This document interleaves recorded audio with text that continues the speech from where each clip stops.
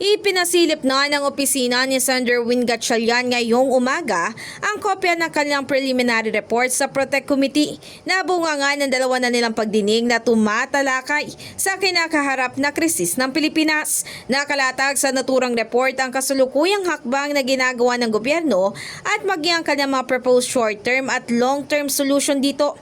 Para sa issue ng National Contingency Plan, ang mungkahing short-term solution dito ng komite ay ang pagkakaroon ng unified, coordinated at komprehensibong National Contingency Plan. Para naman sa usapin ng energy security, power at transportation, ay sinusulong naman ito na paigtingin nga ang high-level government-to-government negotiations, pagpapatupad ng windfall tax sa oil companies at maging pag-aaral sa posibilidad ng pagpapatupad ng VAT exemption sa petroleum products. Namin pinili Chairman's preliminary report because of the time element.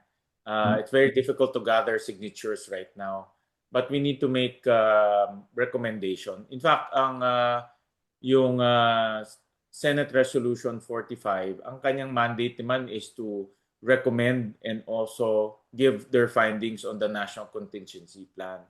That's why our first recommendation is to create that National Contingency Plan. But in the absence of the National Contingency Plan, nagbigay na kami ng recommendation based on the hearings and based on our findings during the hearings and also all the submissions sa amin. Ayon nga naman kay Gatchalian, natanggap na ng mga miyembro ng Protect Committee ang partial report na ito at wala pa raw silang natatanggap na feedback mula sa mga ito. In the heart of changing lives, ako si Brigada Ann Cortas ng 105.1 Brigada News FM Manila, the Music News Authority.